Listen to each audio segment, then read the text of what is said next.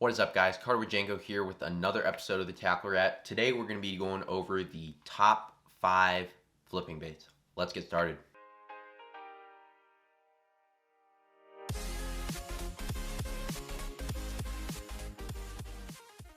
Alrighty, folks, welcome back to another episode of the Tackler. Today I got another top 5 for you guys.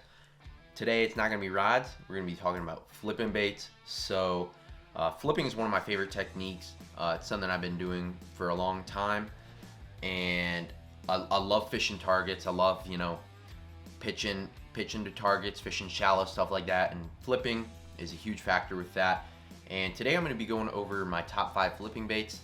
The reason I say top 5, not top 10, top 15 even, is because this year has been a big year for me in learning to just simplify my fishing style. There's guys like Brian Thrift who got 20 rods on the deck and are, some of the best fishermen in the world are, fish that way, fish with a lot of different baits and really dial in their stuff. But for me, I like that old school style, like Seth Feider, who won AOY this year, kept it really simple. And personally, that's what has worked for me this year. Just keeping it simple and having confidence in just a couple baits. To be honest, I could do top 3. I mean, really only as far as flipping goes, there's maybe 3 or 4 baits that I consistently throw, which I'm going to be talking about today. But yeah, as far as any bait, any kind of bait goes, always keep it simple. There's thousands of different baits that you can be throwing out there, but going from one flipping bait to another may not even really make a difference. So today I'm going to be talking about these flipping baits and the situations and stuff that I like to throw them. So number 5, I'm going to start with the one that I probably use the least and then lead up to one of my favorites. But we're going to start with the Baby Brush Hog. So this is something that I have thrown for a long time. I threw it a lot more, like a couple years back. But it is an awesome profile, a smaller profile. They have the Baby Brush Hog, which I got right here, and then they have a regular size Brush Hog, which I do not throw that much. It's a pretty big bait. And then they got the medium Brush Hog, which I've not gotten a chance to play around with yet. But this Baby Brush Hog is an awesome bait. As you can see, it's kind of weird looking bait.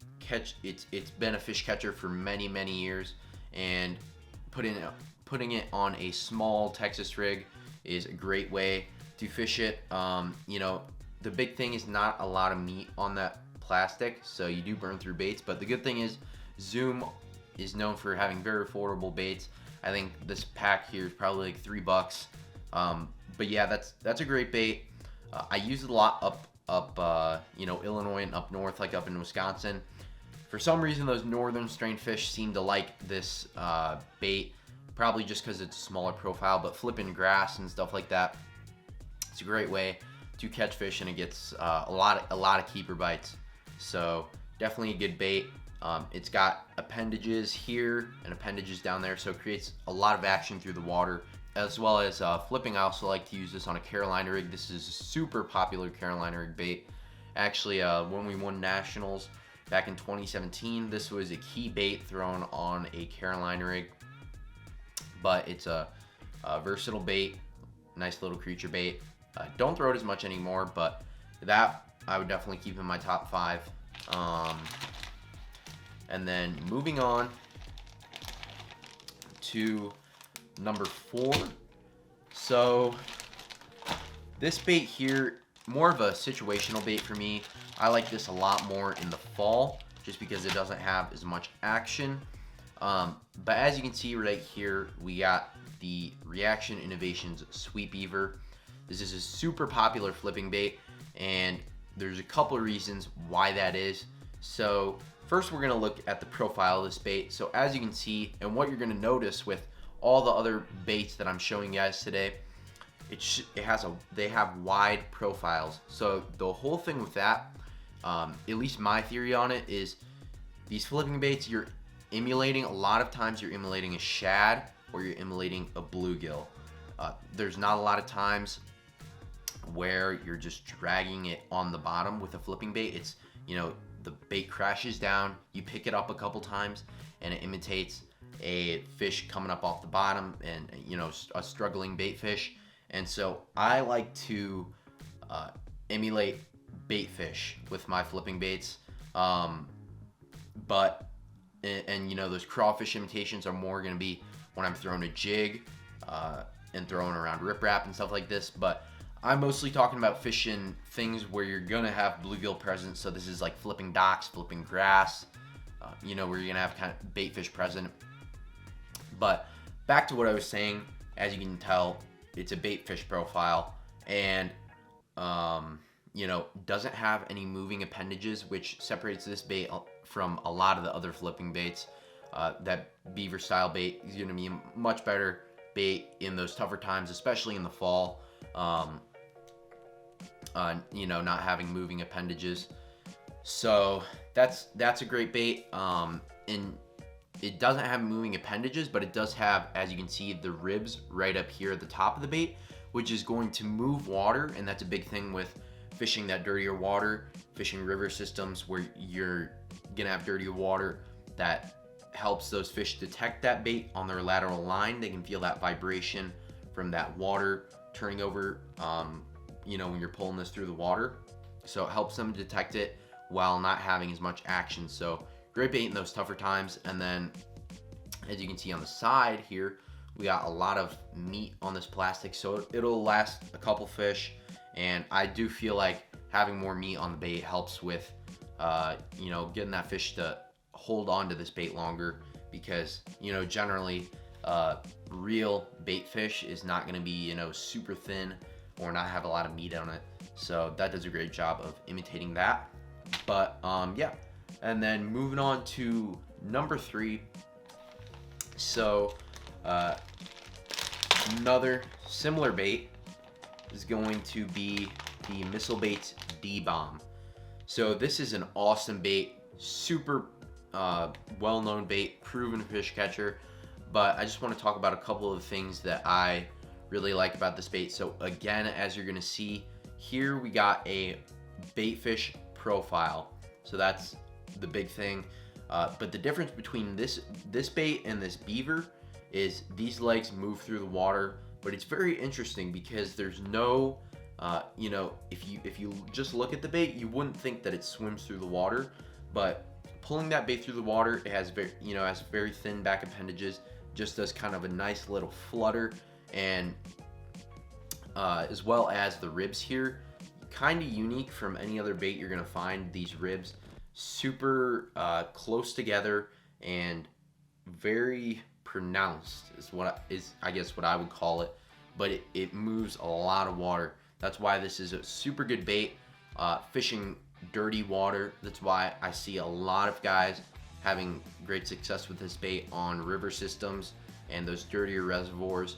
And in my opinion, not really a bait that I would throw in clear water, but it is a great bait. And yeah, I mean, the only thing about this bait that keeps me from throwing it as much is the packaging. So I got a 30 pack right here, but even in the regular packages, a lot of these missile baits, they come bent. And I mean, I'm not sure if it matters, but personally, I do not like fishing with bent baits.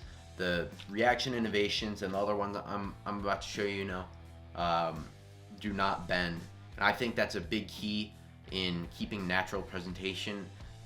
It helps with my confidence. I don't know if it actually, you know, helps with getting bites, but yeah, it just helps with my confidence. But I still do throw it, still do catch fish on it. So yeah.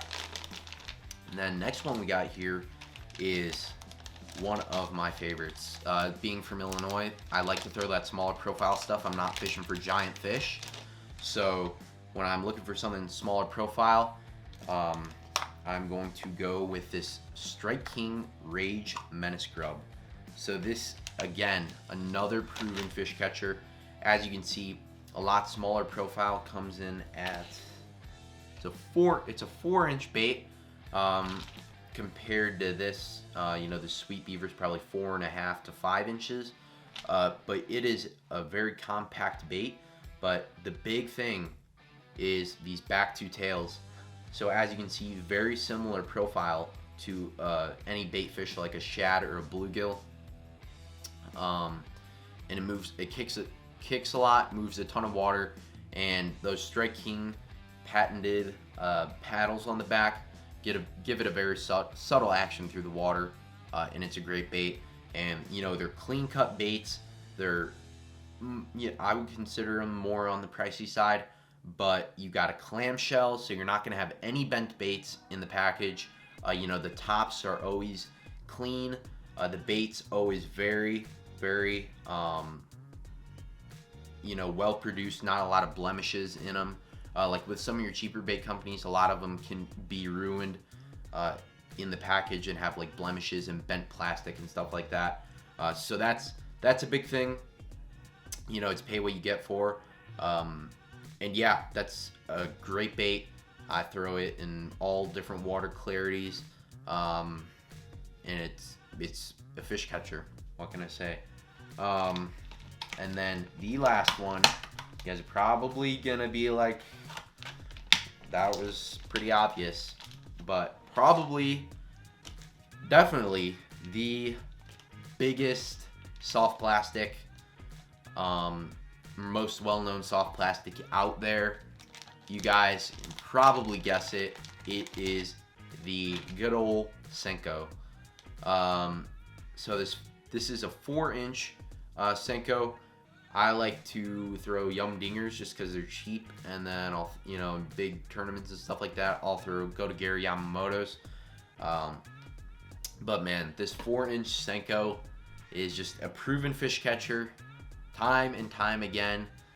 You know, like I said, bait fish profile, I have no idea what this is supposed to imitate, but it catches fish just on a 3/16, an 1/8, or a 1/4 ounce weight on a really, you know, like a 1/0 or a 2/0 hook. Flipping a 4-inch Senko is an awesome way to get bites. I did it at the Potomac. I do it back home here on the Des Plaines River. Pretty much anywhere catches fish. It's, you know, I like flipping it in a little bit cleaner water because it does not have any moving appendages or ribs. But, you know, it'll catch fish in dirty water. Like I said, fish it on rivers a lot.